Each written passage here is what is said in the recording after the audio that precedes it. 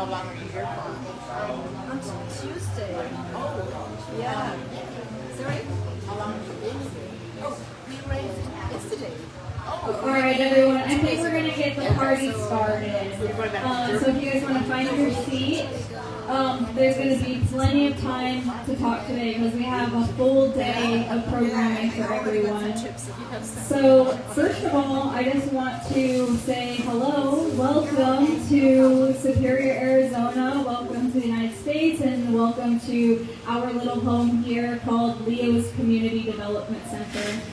So this is our community space, so this is going to be kind of like our home base. So anytime we're out and about, just know we're always going to come back here where there's water, tea, and coffee, and restroom facilities. So yeah, really welcome and happy Father's Day, happy summer solstice. There's a lot to celebrate. Yeah, round of applause. You guys came so far away, and we're all really eager and excited to hear your guys' stories as well. So a little bit about how everything is going to go today. One is that we're going to start here with our breakfast. This is a tradition that we do every Monday morning from 9 a.m. to 11 a.m. So tomorrow we're going to have another community breakfast. But we wanted to share this tradition with all of you guys. I'm going to turn down the music a little bit. good idea. All right. So yeah, we want to be able to share food with you guys and connect first before we start jumping into all these conversations and adventures that we're going to go on later today. So followed by this morning breakfast, we're going to go to Oak Flat, and then we're also going to come back here and we're going to go on a tour around Superior with a guide, and then we're also going to have lunch at Silver King, and then a couple of evening activities to end the day. So for now, I would like to tell you, well again, welcome to Leo's Community Development Center, owned and operated by a 501c3 called Regen Sonora. And hi, my name is Miracle Martinez. I'm the program manager for the nonprofit here called Regenerating Sonora. I also am a state certified community health worker, and I work for the University of Arizona as a community outreach assistant. And then we also wanted to let you know that our mission is to nurture local potential for a resilient and thriving future. So while you're exploring our facilities and hearing about the work that we do, it really is rooted in that mission very deeply from all of us as individuals, but as us as an organization as well. Also keep in mind that we're holding a shared vision to help Superior become the healthiest and most resilient rural community in the nation. That is actively our goal and what we're trying to bring to Superior's future. And we always have this thing. I always say we're Team 2100 because we're trying to build out this idea long into the future. So it might not happen in a year, might not happen in 10 years, but 2100, we're going to be the healthiest and most resilient rural community in the nation. So I first want to kind of get a feel for all of you guys that took a really long journey across the sea to come and be with us. So for all of you Superians that are here today and don't know exactly what's going on, we have some special guests here, one of whom have been to Leo's back in 2019. That was 7 years ago, so how time flies. And I'm sure you're here and you're like, wow, this place has changed so much. Please let me welcome Brendan O'Donnell to the stage to come and talk with me for a little bit. Here's your mic. All right. So I have a couple of questions for you. So Brennan, please introduce yourself to us. Tell us about your visit that was back in 2019 and what brings you back here now. All right. Well, thank you, Miracle, and thank you everybody who's joining today. This is really special for me because, like you said, I was here in 2019. It was actually the very first event that took place in this building, along with Chris and Regenerating Sonora. At that time, we had brought some other Europeans to Superior. They were working on this idea of circular economy.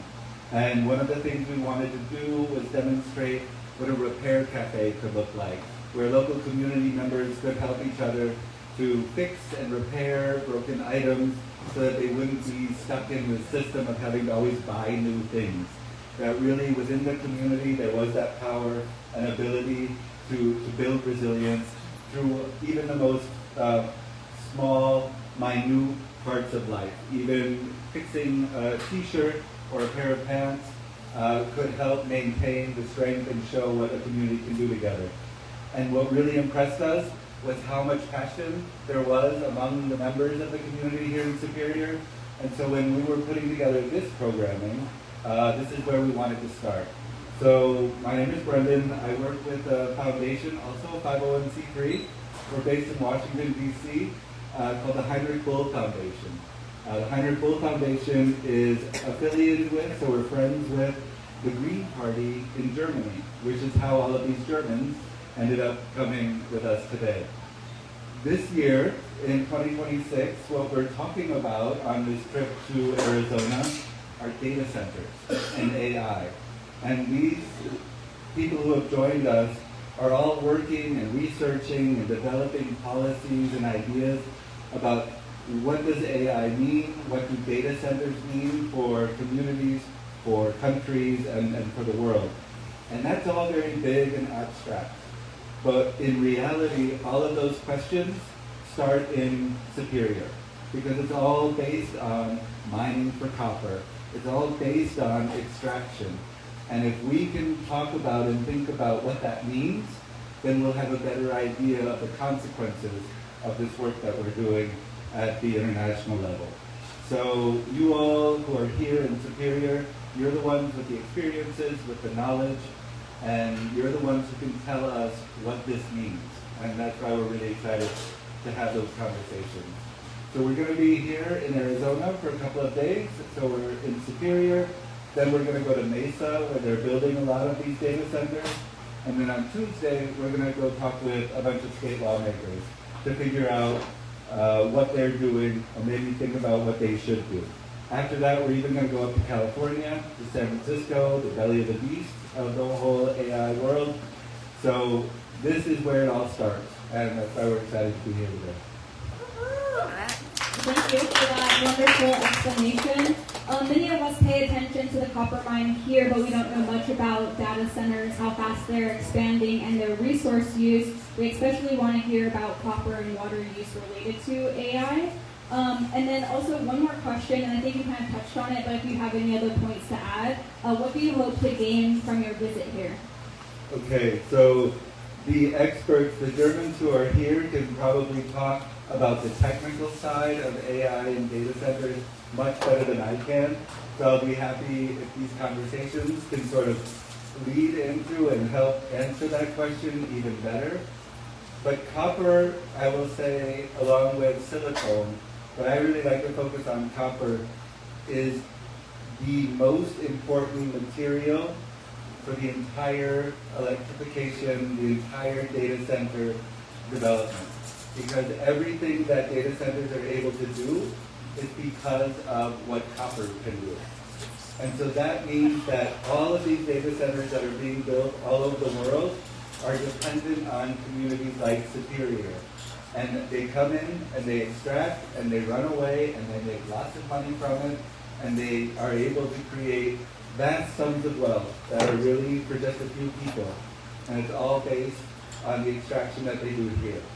And so what I really want to do is to, while we're here in Superior, is to understand that, understand what that means, and take your concerns, your fight, back to lawmakers in Phoenix, but more important, all the way back to Brussels, all the way back to Berlin, to let them know what the consequences of their decisions really are. Now, water use, of course, is another major impact of data centers. And there are discussions about, oh, but we can recycle the water. Oh, we can use water in different, more sustainable ways. But where you have drought, where you already have a loss of water or a lack of water access, it just makes it worse and worse and worse. And the places in the desert, it doesn't make any sense. Why are they building a data center where there is no water, when they need so much? So these are the things that the technical issues I would really love for our German friends to talk about a little more specifically during our conversations. But just know that these data centers are taking resources of all kinds. Not only are they taking it out of the ground in the form of mining, but also taking the water out of the ground as well. And then, yeah, so what we really want to get out of these conversations is your experiences and understand how what we do all over the world while we're talking about data centers can improve and at least have the voices of people from Superior part of those conversations. Wonderful, thank you. Can we get a round of applause, please? So I would like to invite some of the other friends that made the long journey here with us. So the next segment of this conversation, and I'm going to have Brendan pick the next person. I don't know if you guys have ever heard of like popcorn before, but basically whoever is up here is going to popcorn to someone that they know in the group that's visiting. When you come up, please introduce yourselves with your name, where you're from, where you live, and how this trip relates to what you're working on. So Brian, do you mind picking our first person? I don't know. Let me just say that this group of people coming from Germany, they didn't all know each other, and they just started to arrive over the last couple of days, some even late last night. So this is a great way for our group to get to know each other too. And what I'm going to do is I'm going to start with the person who was the latest arrival. He just arrived, I think, around 11 p.m. last night.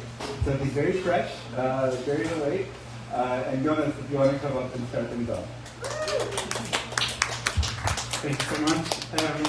Yeah, actually, for me, it's like the day has passed already in German time, so yeah, I'm about to go to bed because of the time shift. Yeah, my name is Jonas. I'm from Germany.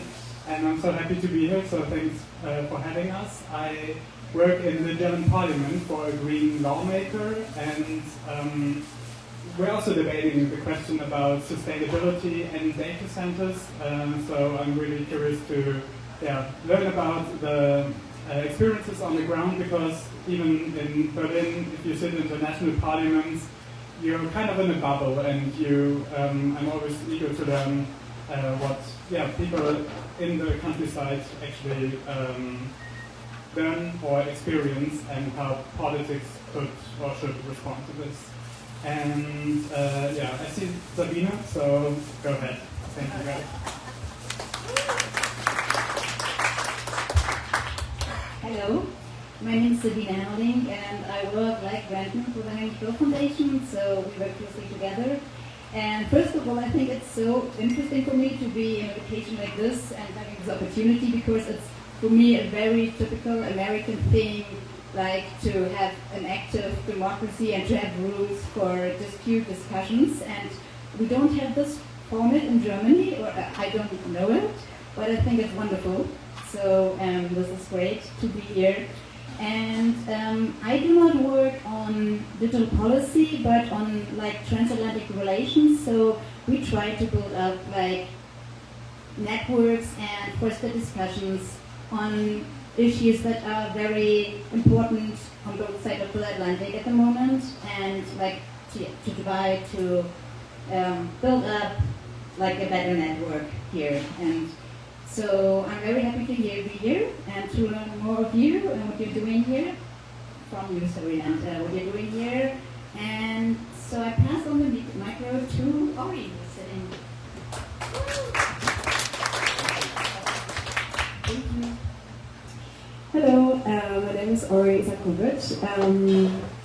I'm also really grateful and excited to be here. I'm mostly interested in the material dimensions of artificial intelligence, so also what like Brendan already touched on, like there are actual materialities that I think we're often not aware of, and we think like AI is something that somewhere lives in the cloud. And to like see a copper mine, for example, I think this is really interesting to me. And I'm specifically I'm a researcher, and I'm interested in how data centers affect people who live near them, in a particular region in Germany where a lot of data centers are being built. Yeah, and I'm curious how that affects people's everyday lives, and I would really like to hear from people how they think about the copper mines and how that affects their lives and their concerns. Thank you for having us. Yeah.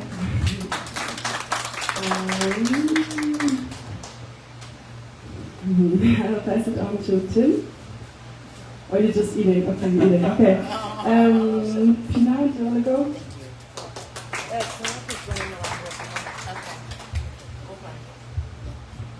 Hi. Yeah, my name is Pina. I'm from Germany.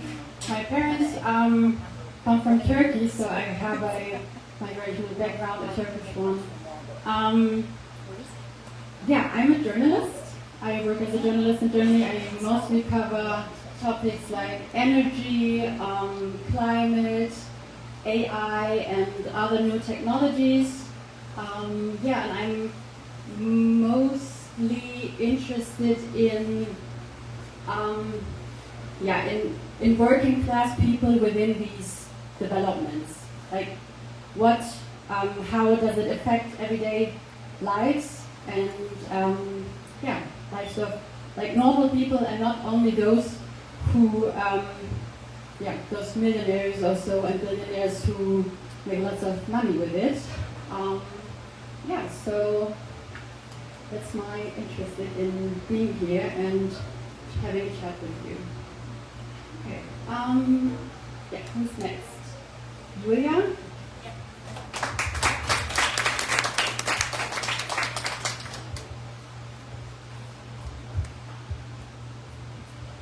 Hi everyone, thanks so much for having us. I'm Julia, I'm from Berlin. I'm working for Interface, which is a tech policy think tank. And I wrote a paper, I think 2 years ago, on the ecological footprint of semiconductors. And that was the first touch point for me.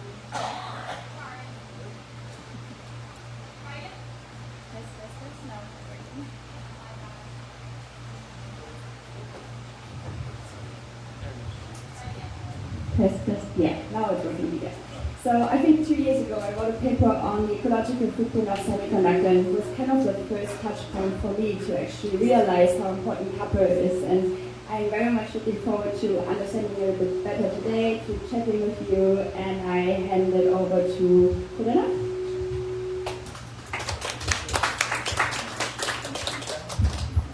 Hi, I'm Corinna.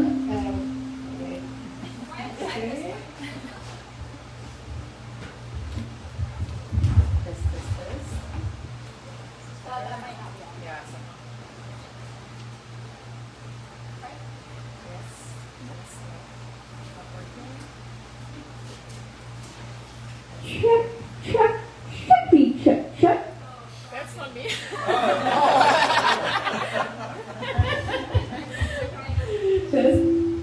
That's me. Okay, that was fun. Anyways, hi, I'm Corinna. I'm also from Berlin. I'm one of Brandon's and Sabina's colleagues. I'm the head of digital policy at the Foundation's headquarters in Berlin. And yeah, basically the questions that all of you have raised is what I'm working on. One of my focus on the work is also the political education for people that are like, okay, what does a data center or copper mining have to do with my life? Like, why should this concern me? And this is a bit what I'm also trying to figure out here, like how make this huge global connection, because all of these things are connected, because what's happening here is also impacting people, like, I don't know, my hometown is in Germany, for example, and like, I'm kind of telling the stories, and yeah, and just showing how we should all be concerned. This is a good kind of word here, so thanks for having us. And passing on to Niklas.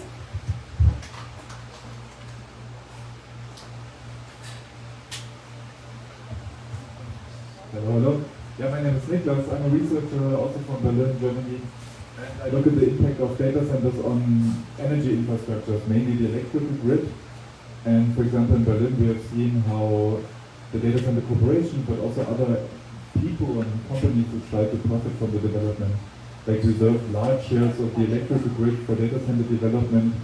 And I think that's a development we see in most places where data centers are developed. So I'm really curious to see how this plays out in the US as well. I'm also part of an activist movement in Berlin. So we're trying to bring together people, well, mainly against the big corporations and big tech. So I'm really inspired also by these places here. And as you said, we need more spaces like this. So I'm very happy to to get to know this place and the people who come here and get to know you now. So thanks for having us. Please listen. Hans?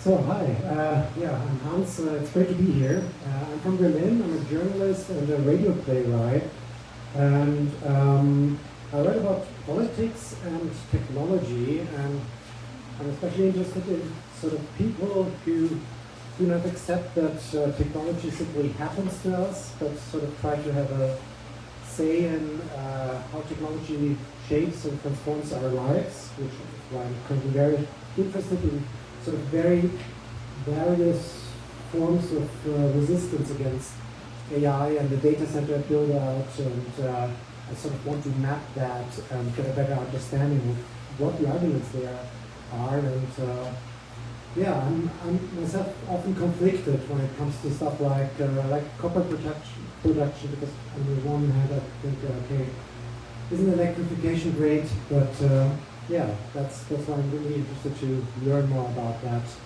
here. What are the negative consequences? How could it be done differently? So Tim, maybe you want to go next? Great to be here.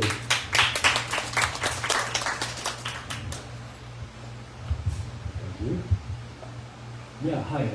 I'm Tim. I'm from Berlin, originally from Rostock, which is near the Baltic Sea. My parents grew up in the DDR. I study game design, which is making video games. I'm not sure if you heard of the term Homo ludens before, just like the Homo sapiens. That's a way of describing humans as elements of play. Play is one of the most important factors for humans, not just digital. And basically games are the most modern form of play. So that's really interesting to look at.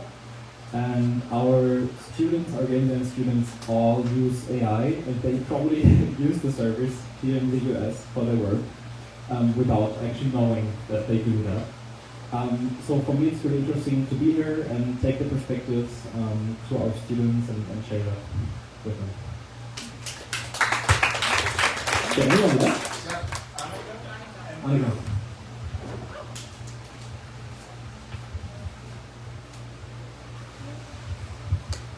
Hi everyone, thanks so much for welcoming us in your space. My name is Arnika, I'm not from Berlin. I'm from Vienna, Austria originally, but I live in Brussels in Belgium, and I work in the European Parliament on AI regulation. So recently we worked on a law on how to make AI safer in Europe, but currently we're working more in the direction of how to accelerate the data centers in Europe basically, which also comes with a lot of issues also in many communities in Europe. I would just like to learn a bit more on the impact that data centers and the extractionism has on your everyday lives, and also to take the experiences back into lawmaking in Europe and really learning from it in a meaningful way. Thank you. Thank you.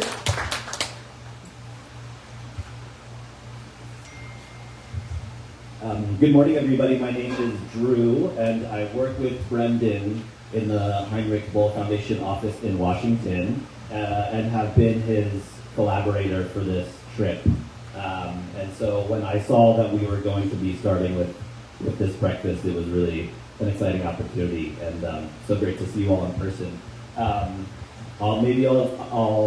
My work is focused on digital policy. But I think more interesting, I had two personal thoughts on being here.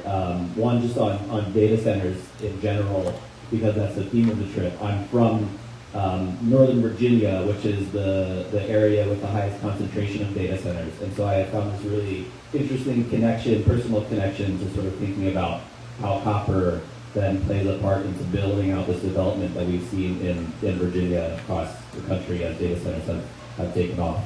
And then one other personal thought too is just that I've had the good fortune to spend a decent amount of time in Arizona enjoying the natural beauty of it and just sort of taking in, I spent a month in the Grand Canyon, and in that time I heard a little conversation about Lake Powell. In that time sort of got to see firsthand some of the impacts of water on just the broader development in Arizona. And so I have this sort of personal connection to just wanting to be able to see the nature that is such an important part of life here continue for everyone to enjoy. And so I just want to thank you so much for sort of opening your space and your thoughts with us. And we're really, really excited for this day to share with you. So thank you. Thank you. And before we leave the stage, I want to invite everyone on the trip to come up to the stage so we can take a group photo. We always end up leaving the photo for the last thing, and we never remember.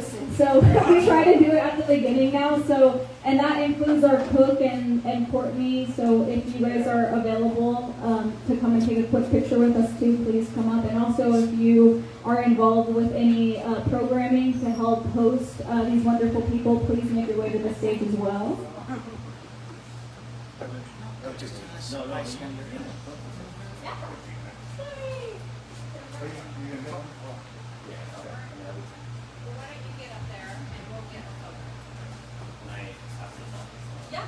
Yeah, Sylvia, do you mind taking a photo? Boss, so much better, Sylvia. Bob, come here. I do the same thing with my wife. You're the one that's better taking photos. That's not true. Yeah. It seemed like it was. You had left your phone in the car. Yeah. With my old number, yes. Very small, but it was more like your reminder. It seemed like it was like every 15 minutes. I had to keep turning it off. Yeah, it comes in the morning.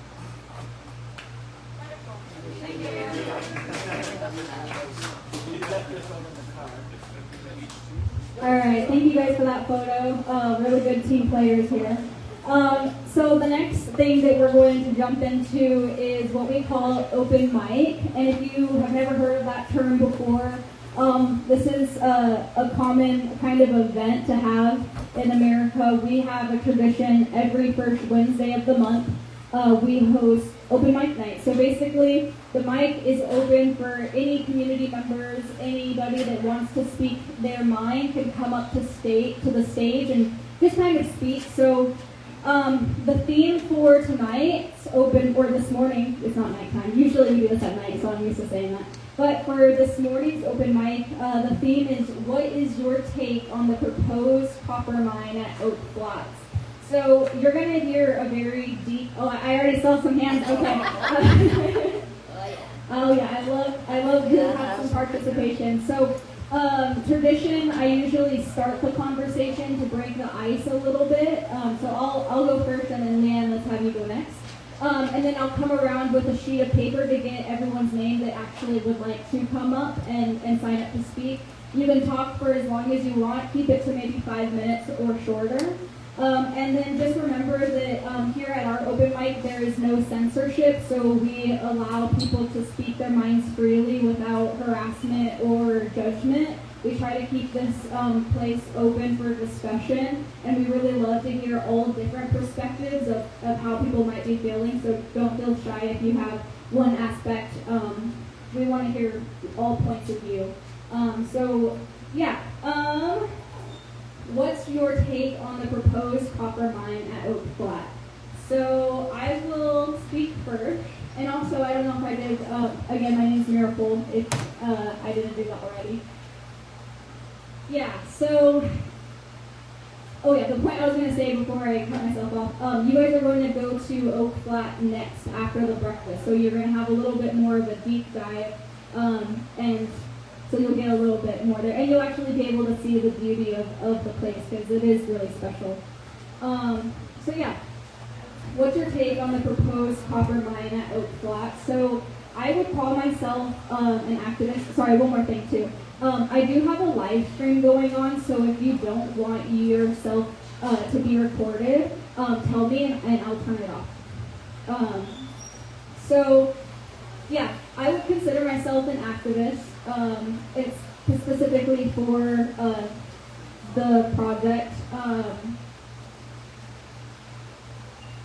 It's a very dear place to my heart for many reasons. I think the thing that I want to talk about is the spiritual aspect of everything, because you just can't deny that.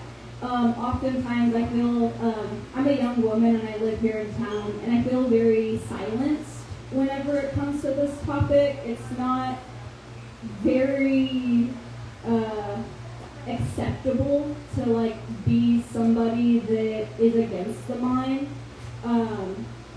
And yeah, and now I play a role in my community where my trust in the community is very, very valuable, and I don't want to lose that.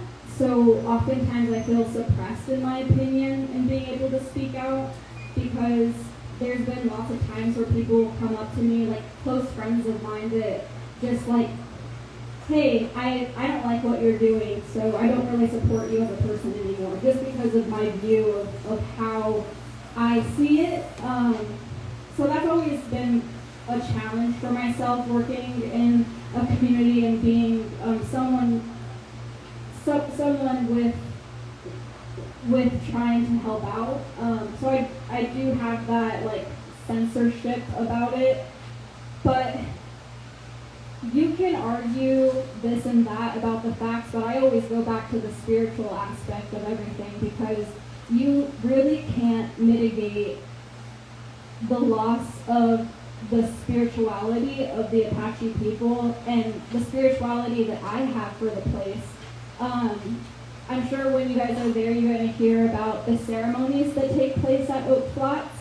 And this has been a tradition that has happened on that land and with the Apache people for longer than the United States has ever even been conceptualized.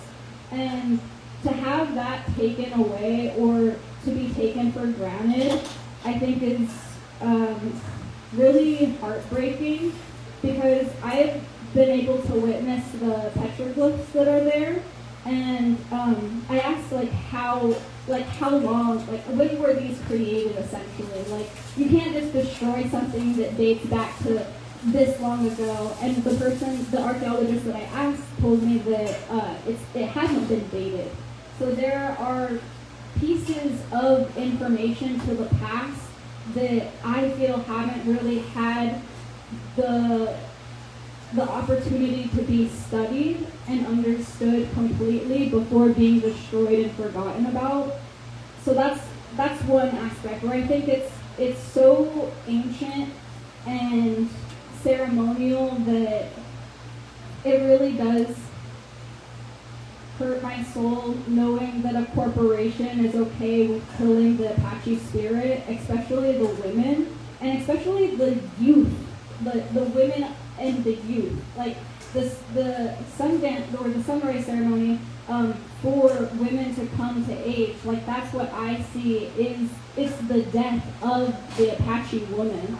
And oftentimes I call this a genocide, and people get so upset when I say that, because they don't see the connection between the organization taking away the freedom of the Apache people to practice this ceremony that has been taking place for millennia. So I get really worked up about that, because there is a really big spiritual component to all of this, and that's the thing that you can't fight back about that. I'm sorry, no matter what you have to say about how much water they're going to use, how much money they're going to bring into the economy, you cannot tell me that it's not going to kill the Apache woman.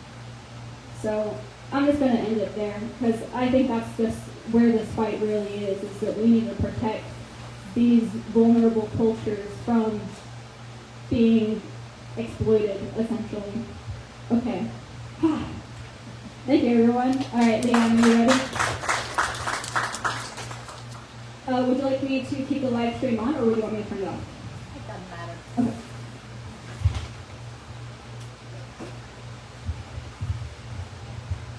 I moved here a little over 14 and a half years ago. introduce yourself. My name is Leanne Taylor, and my ancestors came from Waldorf, Germany. So I can kind of relate to you all in a way.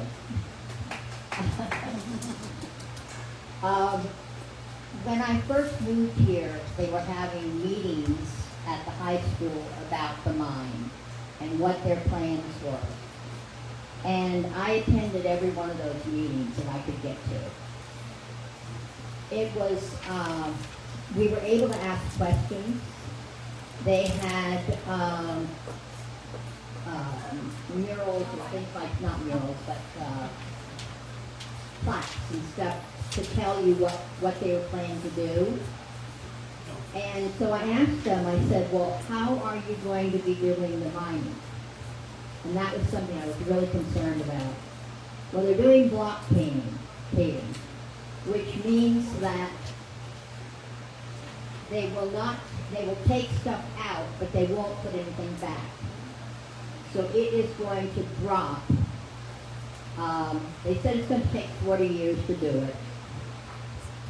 But it is the ground is going to be dropped 1,000 feet deep, 2 miles wide. And I asked, well, why can't you do something to put the soil back in so it doesn't do that? And they said, oh, well, it'd be too expensive. So that's one of the things that really concerns me. I mean, I'm not against the mine itself if they would do it responsibly. And I don't see them doing that responsibly. Also, they have taken our groundwater and they would pump it down to Florence. I have trees in the back of my house, cottonwoods, and they use the groundwater. Well, a couple of years ago, some of the trees started falling over, and almost broke my window. So I know that the groundwater situation has dropped a lot. From what I've heard, wells in the area have dropped down. So those are things I'm concerned about with this mining situation. I don't think they're doing things responsibly. Also, when I found out that China was part of this, I was shocked because I knew they came from Australia, but I had no idea that China was also involved with this mining. And I don't think that's a good thing. So thank you for listening to me, and I hope you enjoy your time here.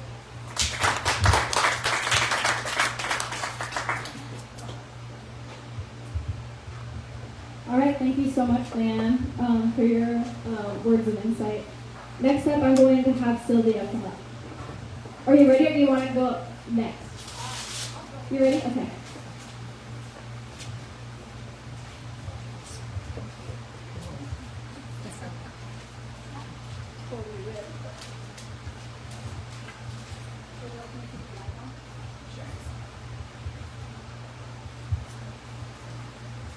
Hello and welcome to America. Welcome to Arizona. I'm really happy to see so many of you interested in this topic. First of all, I want to talk about the final environmental impact statement that has to be done before the mine can proceed. This is just one volume of 6, and in it is not quite enough that I feel should be in there, but it gives you an idea of what the company needs to go through. They pay for it. I don't think everything in there is quite accurate, but nonetheless, this is what they have. The other thing is water. Arizona is in over 25 years of drought. Yet corporations want to come in. Apparently the governor and the state and the counties all feel like it's okay, come in, set up shop, take the water, and then they don't seem to give a damn about what happens to the residents. Because property values drop, people will have to move. This mine, first of all, I worked for a company, a magnet copper company, which is where Resolution Copper now has their facilities. So I know a little bit about mining. I worked there until the mine shut down in 1982. I was classified as a miner.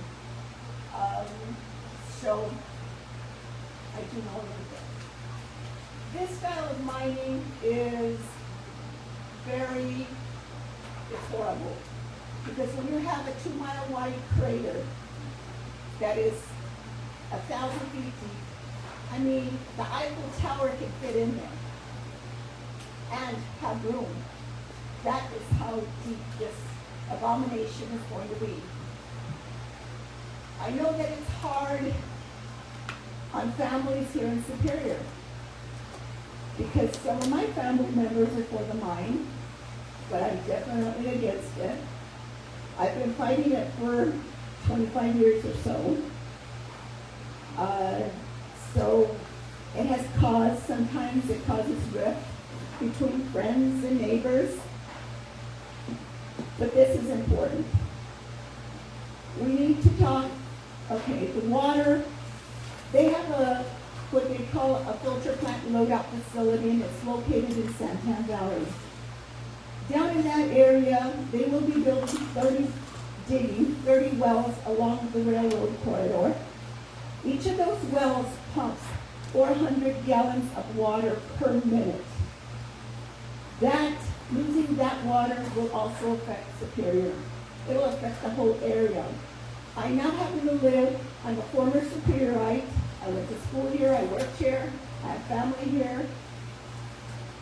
But it's going to also affect the area where I live, which is called Twin Creek. The subsidence will be, according to them, could be up to 52 inches just from drawing water out of those wells that they'll be digging. I feel a corporation never gives you the full truth because they want to be able to pass what they want. So they will lie to you and perhaps lie to you by just leaving stuff out and just playing the good parts. The other thing is royalties. Now, oil and gas in America pay royalties. They pay royalties to the states. They pay royalties to the government. In Arizona, it's different.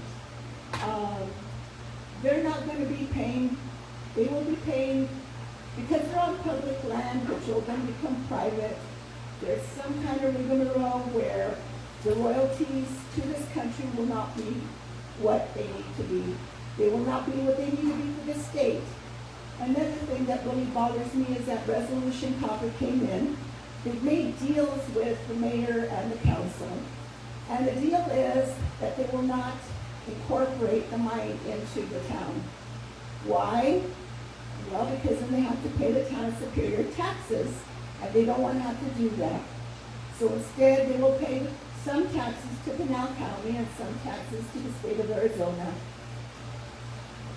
And yet they sit there and they tell people how they love this place and just how wonderful it is. The people that work for Resolution, Vicki Pesey, the general manager, she's great on telling everyone what a wonderful place this is. If it's so wonderful, why the hell doesn't she live here? She lives in Gold Canyon, Arizona. It's a very nice community with very nice homes. So what is she saying to the people of Superior? That you're not good enough for me. Your school system is not good enough for my children.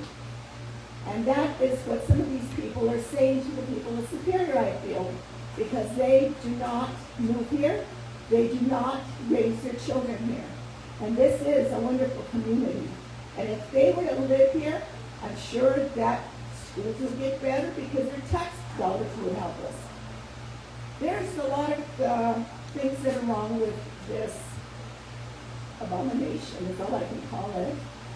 And I think that's about all I've got to say. I have a lot to say, but I don't have to say it. You know? Thank you.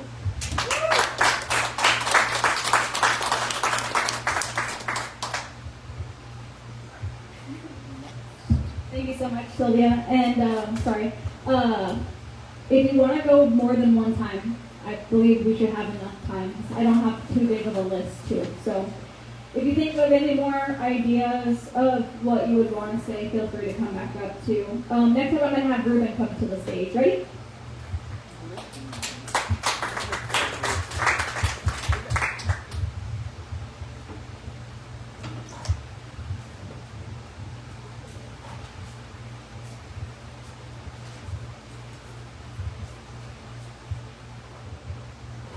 Good morning. I wasn't planning on this, but someone has to be for the mine, and I used to work there for 17 years, the one here in town that's being developed, and I work for the geology department, so I know quite a bit more than probably anyone here about really the way things are. But I just want to say that I'm a local. I was born 25 miles down the road. My family's been in mining for about 100 years, and I'm the last one because no one wants to do it anymore.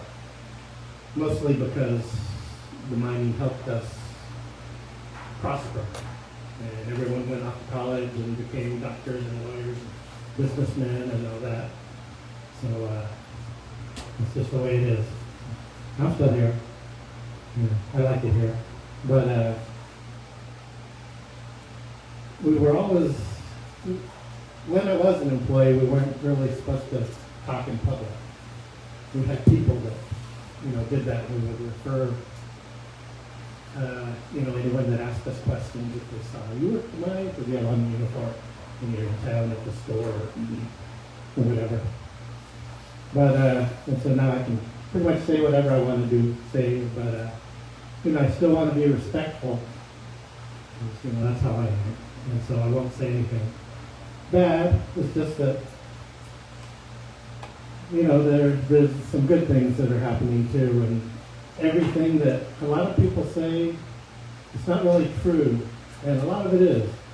And yeah, there's going to be a big crater, and the block cave mining is going to cause the damage. It's going to take forever. Probably most of these people won't live to see it. I'll see it. If you're around, okay. But, I actually think it's kind of cool that there'll be a big crater. I mean, look around, there's the crater boom with the meteor hit. There's another, a zillion other mines. There's 9 other large mines in Arizona, copper mines. So, just giant pits. So, okay, well, I just wanted to say that. Nothing human lighting. And if someone wants to talk to me off camera, maybe I can say a few more things. But, that's it. Thank you. Thank you so much, Ruben. And I really do appreciate Leo's being the space that can really talk from both sides. I think that's the really unique thing about our community space is that we do have room for people to speak however they would like. Because there's really so many points of view around this topic, and it is a really, really complicated topic, and it affects people very differently. Next up, I have Maria.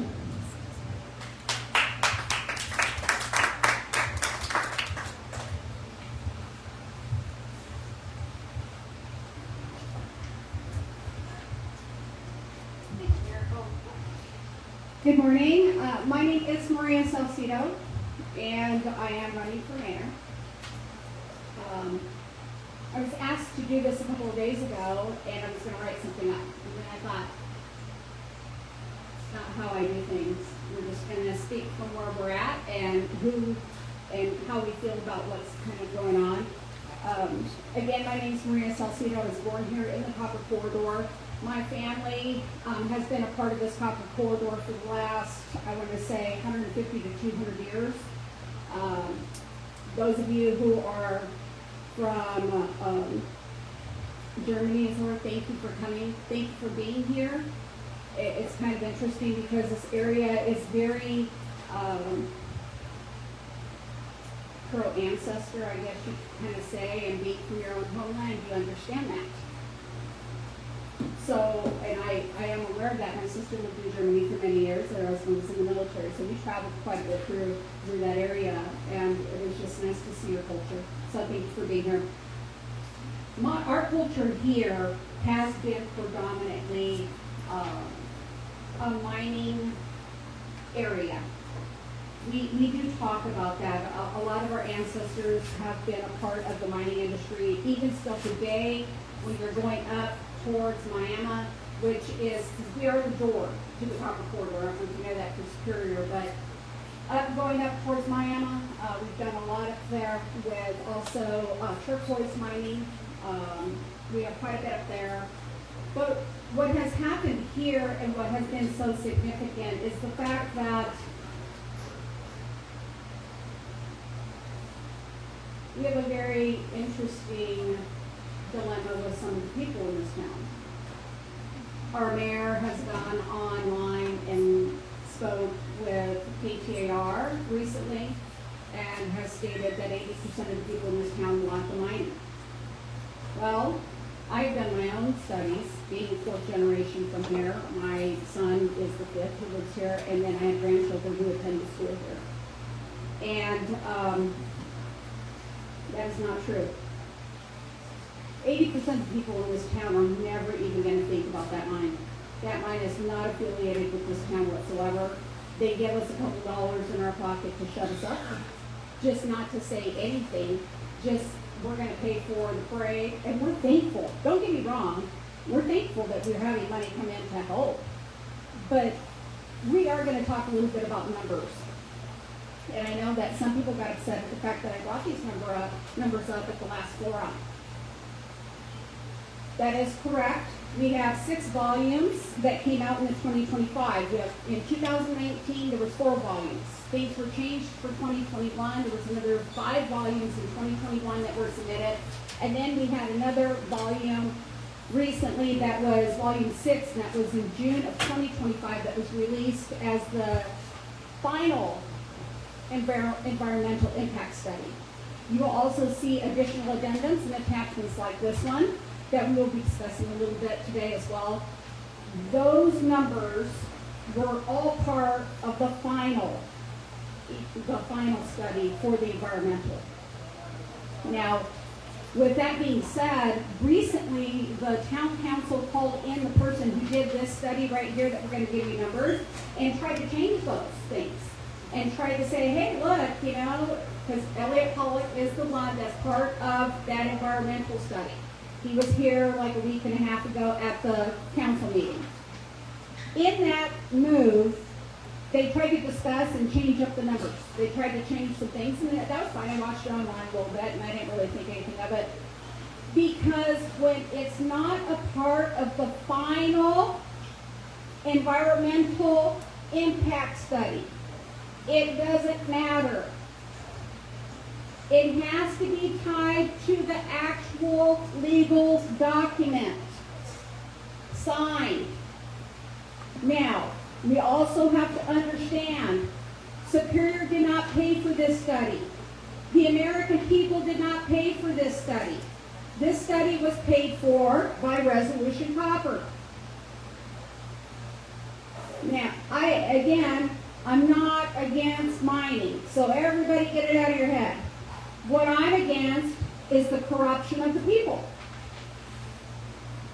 These people aren't going to have anything. And I don't care who comes in, who starts to get upset with me, who wants to talk. I have read every single one of those pages from the final environmental impact study. I have wrote notes. You guys are all students of your own thing, right? It's pretty daunting to hear and then see it and then have people say, oh, that's not really how it's going to happen. Well, that's the only way it's going to happen. Because if it's not in writing, it doesn't happen. It has to be in writing, and those are our disclosures that they've given to the American people of what's going to happen with this area. You know, we do have people that work there that are part of our families, and we understand that.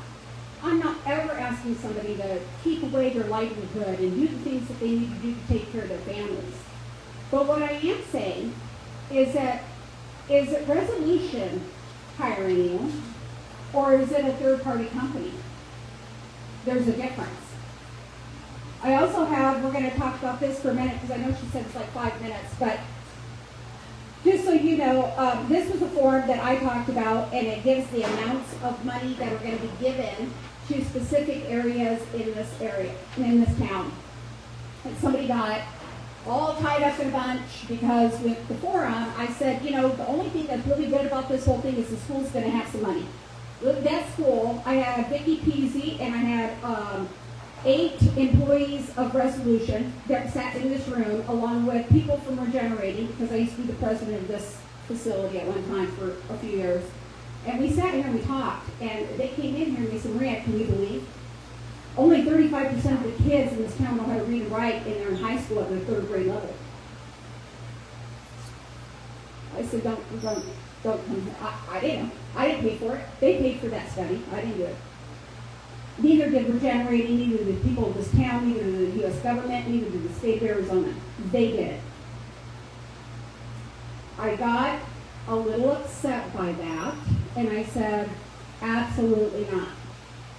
I'm complete with the conversation. You've been here for 24 years. 24 years. If not longer. Could be 28. I think they came in the 90s, as far as I can, started poking around up at the hill. Late 90s. 28 years. And you couldn't make that an academy school to teach these kids how to actually do the technology needed to do that work and keep this community from falling apart? Don't come to me with that. These people here deserve better. These people deserve way more than what you're giving them. I don't care about your $200. I don't care about your $2,000. I don't care about your $2 million you gave for the high school. That does not take care of a community. These people deserve better. So, let me hurry up and do this really quick. We have, this is actually from the EIS. Okay, the final one. This is part of it, not the information that was going to be on Thursday when everybody wanted to sing Kumbaya in the city council meeting. This is part of this. On this form, this is volume 3, page 804-5. This does take about the U.S. government yearly revenue is $200 million they're going to receive. Now, granted, this is from 2011, but this is what they elected to put in the final study, not the actual study that happened today. So they went all the way back. So that means, did it change? Probably. We'll never know because it's not part of it. $200 million. We also have revenue projections from the FEIS, which is the final environmental impact study, back from 2018. Research and consulting. State of Arizona on the low end is going to make $32 million. On the high end, $38 million. The town of Superior on the low end is going to make $250,000, and on the high end, $900,000. I don't know about you. Does that sound fair? No. We have a toilet bowl that's going to be done. Your big hole is going to be done up here, and it's going to be a toilet bowl. And nobody says anything about it. What is going on? Why would people be okay with that? Would you be okay with that? If somebody was coming in to dig a toilet bowl in your backyard and give you, down here, let's look at this. We have 2,700 people that live here now. 887 of them are seniors. 25% of our population have mental health and drug problems. So if we're looking at, let's buckle down. Let's say we've got 1,000 people really that are here that could work there, and they have 12 people that work for Resolution. I'm not talking about your third-party companies. I'm talking about Resolution Copper. Now, if they said on here, let's go over this too. The schools for Superior on the low end get $16 million, on the high end get $31 million, and then it'll be deciphered. I had so many people pushing back. That's a lie. I can't believe you said that. I said, I'm just going off what they said. I'm just going off your docs. This is the signed, seal, delivered. Yours isn't, but this is. I didn't make up the numbers. Now, I had that And I got a little pushback on that. And I said, okay, that changed because they went in and did this and this and this and this. And I said, okay, well, Pete Rios, who used to be part of the Board of Supervisors for Pinal County, if you don't know who Pete Rios is, Google him up. He was the one that wrote a letter, and actually I got a copy of that letter now, that said, you are correct, Maria.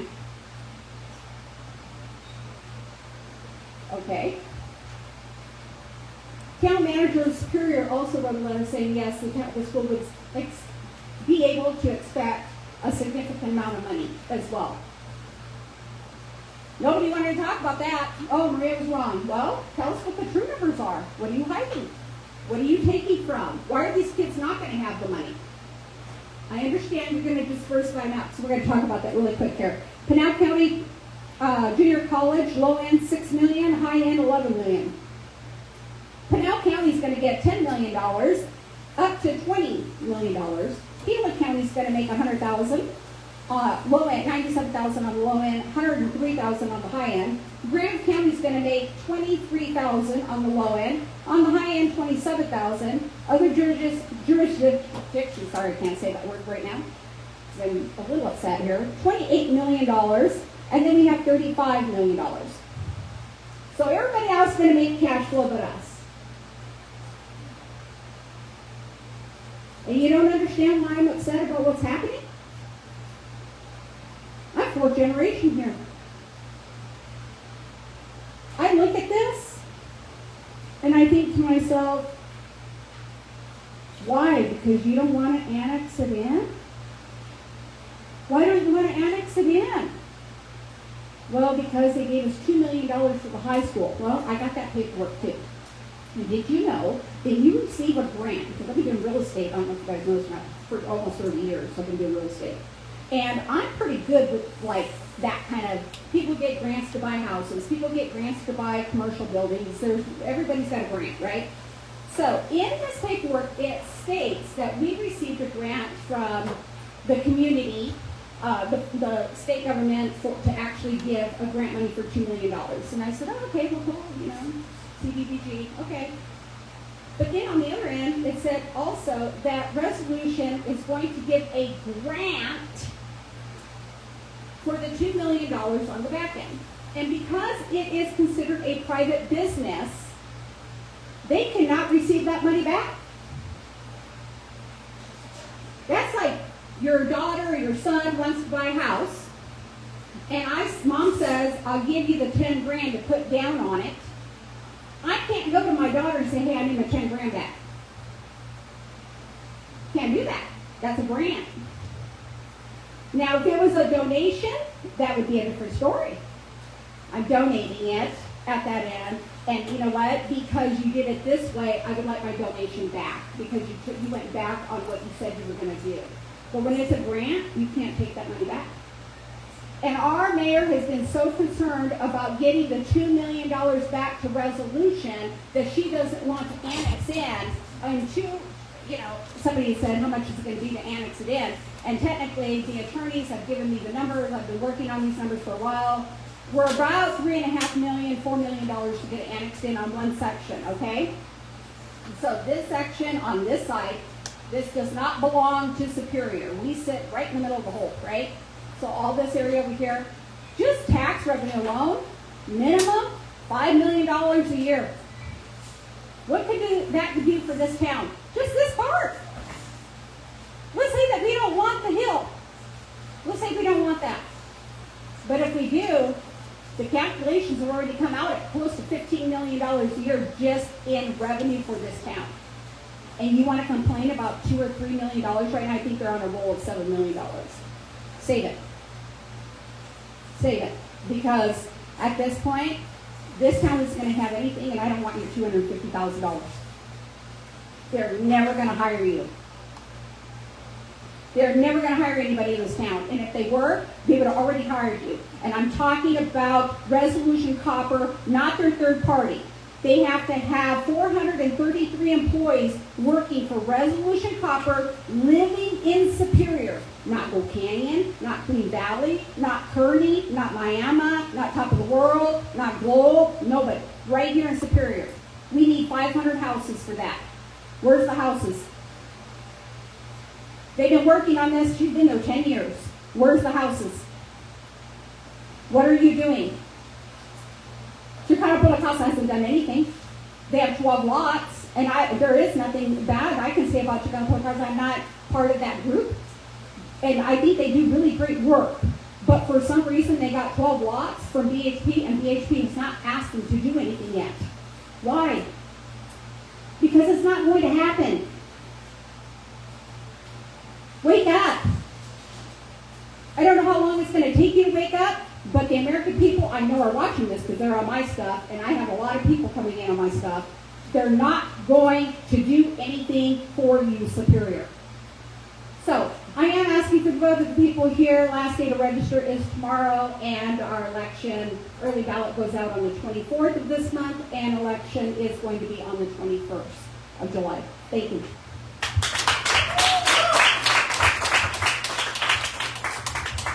Thank you so much, Maria. And thank you for the reminder on voting, because that is so important to be voting right now in midst of all the chaos. Also, thank you, Maria, for bringing the pink cookies. I passed them out to everyone. So if you guys would like more, there's plenty in the back. So if you want another one, or take a whole bag home, there's a lot. So yeah, thank you. And before I start doing repeat names, is there anyone that hasn't signed up that wants to come up? And anyone that is new that didn't hear what the theme for open mic is, it's what is your opinion about the proposed oak flat mine? Okay, raise your hand if you didn't sign up but you would like to. Okay, I think we're going to start doing repeats then. All right, Sylvia, are you ready? Wonderful.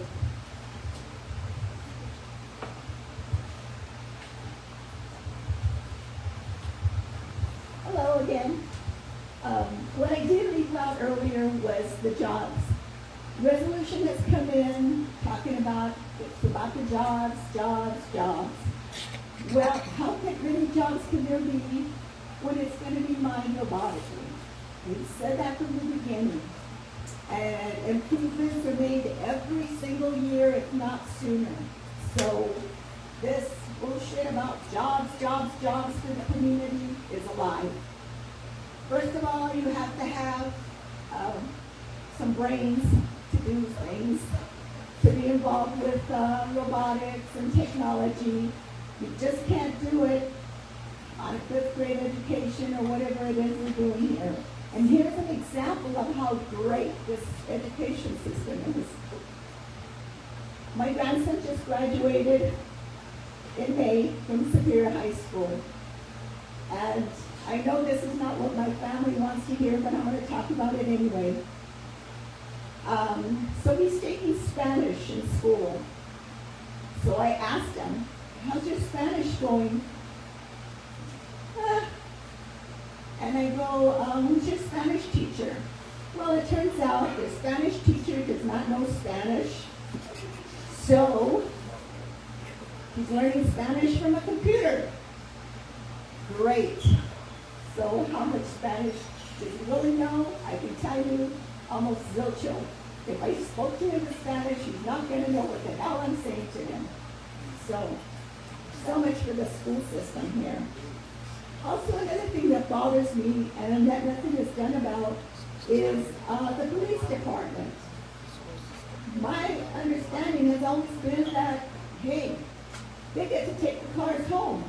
So who pays for maintenance, gas? Residents of Superior. Like Superior has a ton of money. So they come and go. Used to be, when my children were small, they're in their 50s now, that the police department, the policemen lived in the town. They knew the children, they kept them out of trouble. If they needed to go somewhere and they didn't have a ride, they actually helped them. They were involved in the baseball games and they were involved in life. Now, I bet a lot of people don't even know what the hell their policemen look like. So there are a lot of things that could be fixed that the mayor and the council have had years to work on, and they haven't done anything. But now that there's competition, all of a sudden, boy, I see a lot of activity in this town. Another thing is,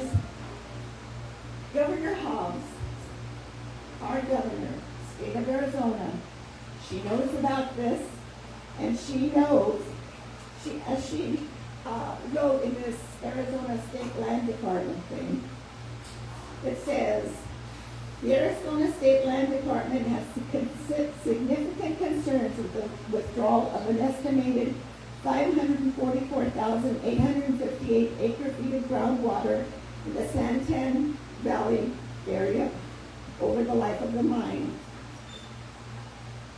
6.7% of all the groundwater available in the entire southeast Salt River Valley, which is much of state trust land. That state trust land is used to educate our children. Anytime we need money, that our schools need money, they'll sell off some of the land to the developers or whoever, and that money goes towards the education of our children. Now, 858 acre-feet of groundwater, okay?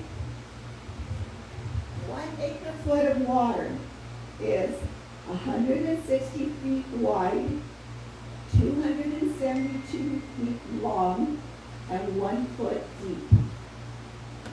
That is a lot of water. That is only 1 acre foot. So this company is not going to hand out jobs left and right, so that's down. We're in a water shortage in Arizona. We're going to have a big old crater that is not going to be usable for anything. And whether they like to admit it or not, it's going to tear down a lot of the mountain, because even when it rains, the mountains start crumbling and go onto the highway. So many of what they say is not accurate. Also, back to the jobs. They court the unions around the state, and they say, oh yeah, the unions are all jumping on board because they think that they're going to be union jobs. They're not. Around the top of corridor, the mines are always looking to see how they can break the unions. So they are not going to be union jobs up here, I can guarantee you that. And for right now, I guess that's my last pitch for today, maybe. Thank you. Oh, I forgot the religious aspect. Oh. People in Superior, a lot of them say, I never saw them up there. Well, they were forbidden for many years to be up in the old flat area. But the place is sacred. And they keep saying, how can it be sacred? Well, this is what I say. If you have buried your dead there, if you have raised your children there, if you have lived there, if you have hunted there, and you have gathered the herbs and the plants to feed your families, that area is sacred.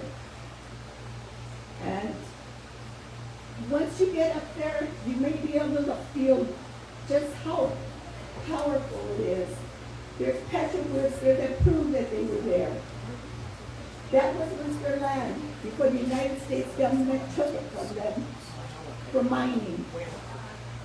In 1955, President Eisenhower, he set that land aside as public land so that all of us could enjoy it. Then came along John McCain, who in 2014, we have what is called the National Defense Authorization Act, which is everything that our defense uses. And no president would dare not to sign the National Defense Authorization Bill. In 2014, Senator McCain sneaked it in as a midnight rider so that President Obama had no choice but to sign it.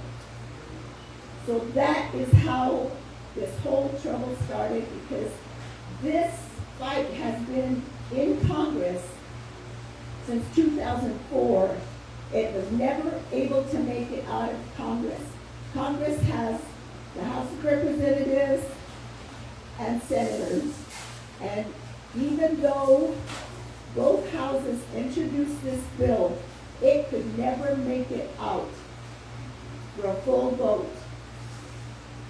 And the only reason that we now have this mess is because Senator McCain put it in the National Defense Authorization Bill that had to be signed. President Obama signed it, and in that bill it said that no matter how many things are wrong with this, it doesn't matter if the whole thing caves, the whole town, the whole state, they still are going to be able to get that property. So that is why it is still in litigation, and you will hear more about it later. Thank you.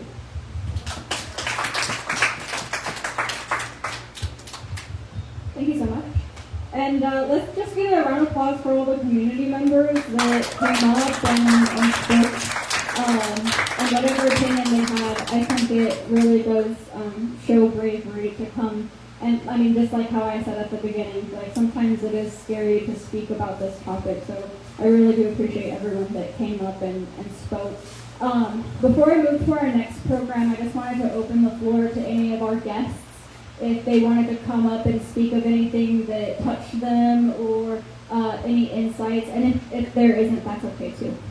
Any raise of hands for anyone of our guests? Okay, that's okay. So the next, do we have one? All right. Just one thing before we go outside. I want to tell these people, take it from this white boy, that sun is intense. You want to protect yourself. Sunscreen, hats, whatever. Sunglasses. Thank you. I've got sunscreen if you need. So. Yeah, and thank you for that reminder too. We're going to be wrapping up here in the next 30 minutes, so make sure you use the restroom, make sure you guys have sun protection, long sleeves, sunscreen, glasses, hats if you have them. Water. And water. Yes, I know water is so important. That's a huge topic we're all talking about just right now too, so keep that in mind. Also, if you'd like seconds, don't feel shy. We have plenty of food to give you seconds. So if you want to start getting ready, feel free to for the next maybe 15 minutes or so. I just kind of want to fill you in on Regenerating Sonora's side of things. And so again, thank you everyone that spoke and had something to say. And thank you so much for your undivided attention to people speaking as well. So a couple of things that I wanted to tell you about Regenerating Sonora. I told you earlier about our mission statement. To nourish local potential for a resilient and thriving future. And so I want to talk a little bit about programs that we have here that are doing that. So again, I'm the program manager here for Regenerating Sonora. So I want to talk a little bit about some of our initiatives that we have and programs in these initiatives. So the first one, we're here at Leo's Community Development Center. And this is one of, I think, our most concrete initiatives that people are able to really witness and interact with. So here at Leo's is kind of like the nickname. Originally Leo's Grocery and Meat Mart. This place is very, very iconic. Our building is like 100 years old. We're a historic building. We don't have the license just yet, I don't think, but we have all the qualifications. We just need our plaque. So this has a lot of history to it. It used to be a grocery store, and people still come in from all over the world to this day asking if there's any chorizo. So I'm not playing with you. Everyone loves their chorizo, and we've cooked chorizo here for our breakfast a couple of times to kind of, what's the right word? Just celebrate that history. And there's really, okay, so one thing I love to tell people about Leo's is that in the front area, you might notice like red dots on the ceiling, and that was because when it was a grocery store, they used this building for the shooting scene in U-Turn, and they never cleaned up their blood. So that's just fake blood on the ceiling from that movie set. Like, I don't know when they filmed that. Was that like the 80s or something? Does anyone know? Because I don't. But there's like little hidden treasures like that throughout the history. Over on the front desk, there's these tabs, and so they would keep all the record of what you bought from the grocery store on tab, and you could pay at the end of the week. And there's still, people will come into Leo's and say, that's my last name. I remember being a kid coming here to the grocery store, buying a candy and putting it on my papa's tab. So I mean, there's little stories like that that really make this place special, and I'm really happy that we have a lot of community members coming back, and like how Maria said, the ancestral part, like people are coming back to this location telling us stories, which I think is really special. A couple of other really amazing things about Leo's is that this is kind of like our headquarters for meetings. So over here on the board, I was kind of mind mapping a couple of things from my Regenesis class for our Eat Local initiative. I'll talk about that in a little bit, but this is where we have meetings. My office is this room back here for our health workers program and initiative. So we have this program called Horizon Health and Wellness, and they give support to community members with behavioral health. And so like we're bringing in health professionals into our building to meet with people. We are doing things like this, like we have the community meals. The kitchen is one of our biggest aspects that we get to really help the community, in my opinion. I think it's really valuable to have a place where you can offer the community free meals. It really brings people together, and then we also have programming around events. We have the open mic night, we have karaoke night, we do workshop Wednesdays. We have a little slogan called "It's always a party at Leo's." So we always try to keep this place lifted up, feed people, clothe people. You might have noticed our free clothing rack in the front. If you need any clothes, feel free to take any because they're just there. And we're really trying to use Leo's as a place to build community. And then we also have open hours. So we have an AC unit here, and it gets extremely hot here to the point where people are dying in Arizona if they don't have AC. So our center is actually offering to community members to be a cooling center. So during certain hours, during heat advisories, we'll be open with water, snacks, and AC for people to cool down. That's seriously really scary, especially when you live in a rural community that don't really have these resources for people to just go to and hang out somewhere that is nice and cool. And that's just a little bit of what we do here at Leo's specifically, but just for the sake of time, I still want people to have some time to get ready, get more food, and socialize. So I'm going to move on to our next initiative called the Eat Local Initiative. So this is our mission for the Eat Local Initiative is to relocalize our food system. We're considered a food desert. So there's really not a lot of food options here, and I don't know. You might notice that if you're staying here in town for a little while. Like, oh my gosh, where do I get food? There's only one grocery store in town. So we are trying to relocalize our food system and bring the power back to the people. And shout out to Ed. Ed, you want to raise your hand? Yes, he's. I know. Let's give him a round of applause because he is so amazing. Ed is the inventor of the Lear Garden, and these are raised garden beds that we are giving to community members to grow their own food. And this has been incredibly life-changing, I would say, in our mission in relocalizing the food system. So as we know, we kind of talked during the open mic about the mining industry, and a lot of people's properties here are contaminated, so it's hard or a little bit unsafe to actually grow in the ground, which is why we wanted to bring in Ed and his concept of this raised garden bed to be able to grow a little bit safely. But the other really amazing thing is that we're also producing our own soil called soupy soil. So Ed, do you want like 5 minutes? Would you like to talk? Sure. Okay, yeah. I feel like you would be the best person to talk about the Eat Local initiative. He's also one of our board members as well, so he's a team player for sure. All right, I'm going to give you the mic.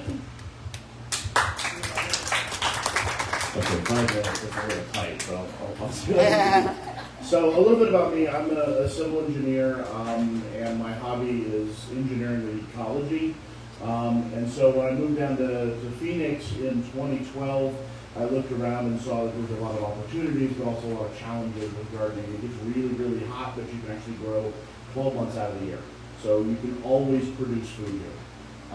And so I started doing some experimenting with new methods of gardening, and it went way better than I thought it would. So what happened was I ended up inventing what's called a Lear garden. That's linking ecosystem and hardware for regeneration. And it's a garden that uses the biology as part of the technology. So we build the hardware is we build a raised bed garden system. It's got a tank that's underneath it. The water pumps from the tank to the garden and cycles through. The biology part of it, we're recognizing that soil is alive, and so we put wood chips in, we put in food waste. We don't actually put soil into a Lear garden. We take soil out of a Lear garden.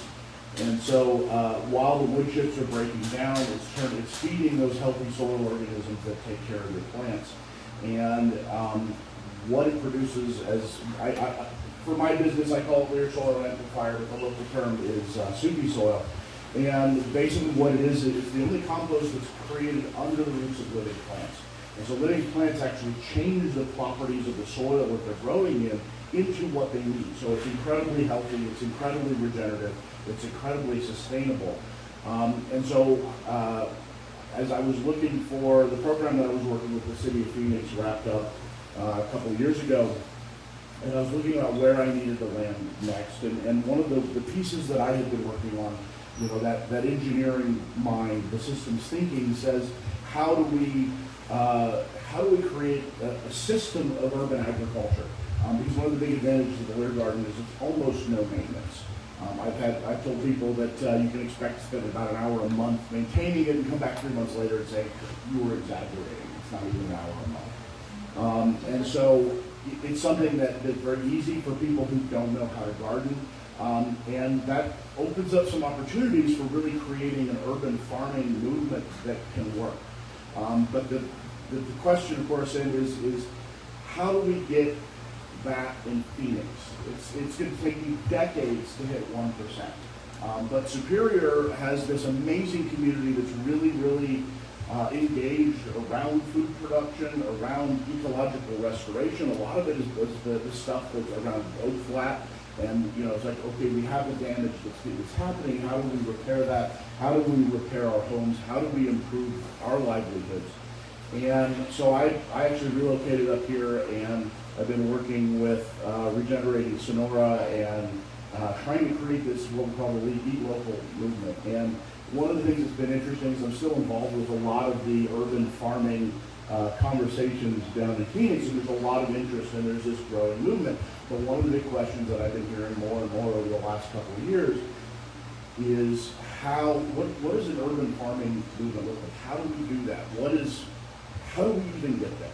And I always invite them to come on up to Superior, because we're 2 years into implementing it at this point. We're doing it here. We have identified challenges. We work to solve those challenges.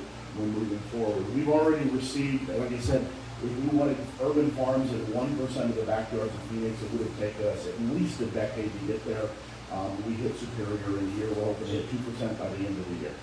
So we're continuing to move on that.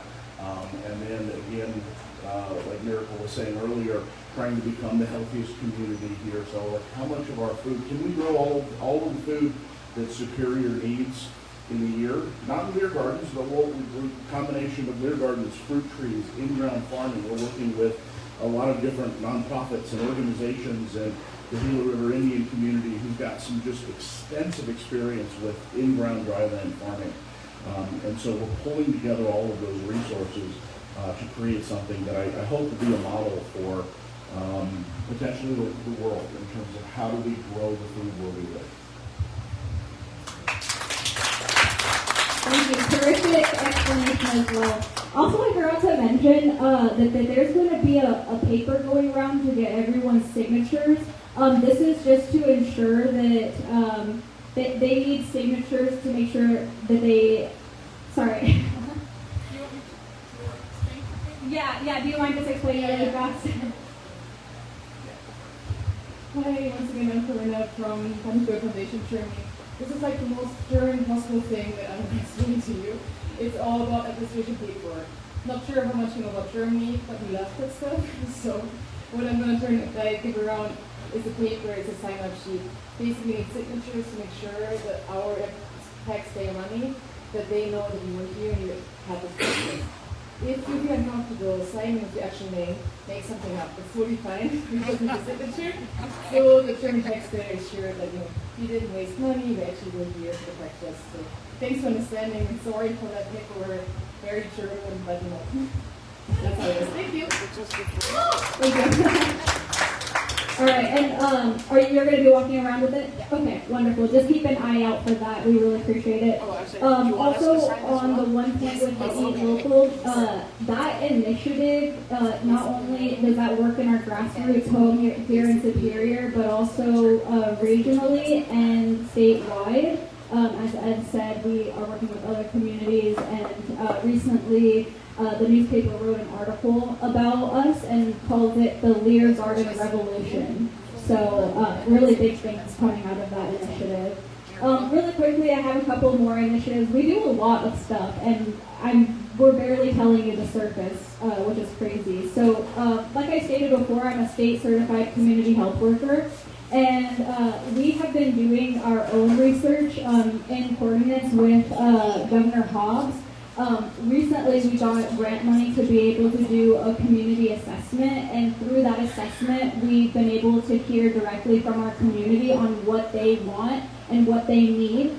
So that has been a very big guiding force for us in what we do with our community health initiative.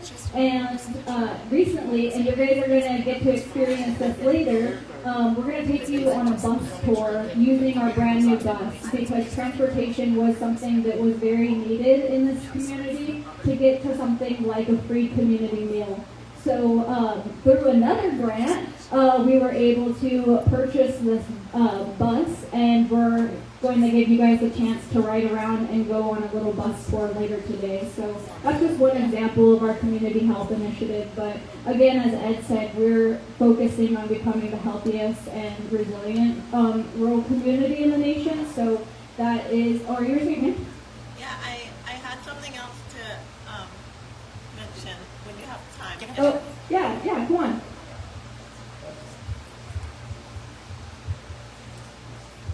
I guess it kind of has something to do with stuff because of like eat local, but if you want to drink local, Ruthie Winery is our local winery with small batch, custom fresh, limited edition wine.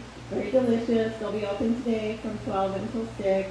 If you look young, remember to bring your ID and come check it out if you have time, if you like wine. Thank you. No, I love that you added that too, because the Eat Local initiative is like way bigger than just regenerating Sonora. That's like our whole town initiative. You might see like a lot of billboards around saying to eat local. That's like a huge initiative here in our community. So it's not just us regenerating Sonora that are participating, but also, it's the community members too. It's the people with the Lear Gardens that are contributing to their local food network. So yeah, there's a lot of components to that Eat Local initiative. The next initiative I want to talk about is our Community Resilience Initiative. Earlier in this whole program, we partnered with the fire department to bring the fire courts to our community, and we're still working towards being more resilient. So something that we do is we help things like single parents, elderly people with their green waste and helping them to fire mitigate their homes. So fire is very scary, and it's a reality for us living in Arizona, and especially in Superior. I don't remember our percentile, but it's over 90% likely that we would our town would burn in fires. So it is so important for us to be proactive during the fire season, and we're in summer. We're like in the peak of it right now. So being able to give community members the opportunity to one, keep their home safe, keep their families safe, but then also in turn the whole community. And there's a lot that goes into that community resilience initiative. We do things like we have this resiliency challenge where we're giving community members a list of things that they could do for themselves to make their homes more resilient. And there's going to be a movie about that soon. So stay tuned for more about that. And then the housing initiative, this back wall, you might notice a lot of these plots of land. So we recently bought 3 new plots. So we have this is our property, Leo's Community Development Center. We have the community garden down the street, which is also our property. And then we just bought 3 more plots of land on this street. So in total, our housing initiative / land use initiative, in total we have 5 lots. And so we are working on making our first housing development. And on a personal perspective on this type of work, my dream is like to be an architect and build homes for people and for myself. And I'm right now going to the Regenesis Institute to learn about frameworks on how to build regeneratively. And I'm going to be working on this. So this is actually my first housing development. And I might be one of the homeowners of the project too. So I feel like it's this huge full circle of like I'm getting to, first I get to learn about it, and then I might be able to stay. I'll be a homeowner hopefully before the age of 30, which I think is really, really huge. And I hear a lot of my friends, and like it's not the easiest thing to do right now. So I'm very grateful for this opportunity, but also I'm really excited for the future of Superior because we are actively shaping it with our community, which I think is kind of unseen a lot of times with housing developments. And I'm not the biggest fan of cookie cutter copy and paste. So I'm really into, discovering the uniqueness of this place, and then also listening to the community and what's the need, what do they want to see, how does it contribute to our place to bring more regeneration. And those are just a little bit tidbits of what we have for our initiatives.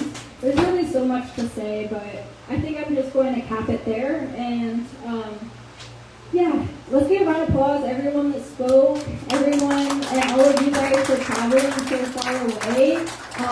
This is really amazing, and the day's not over, so there's plenty of time to chat and talk and meet. So before we start to wrap up this, don't forget about the sun protection.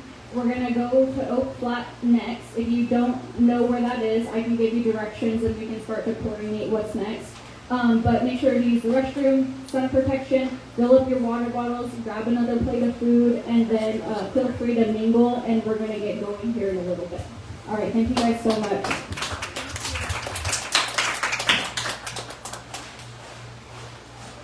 Hey, Miracle. Yes. If they want to cool off.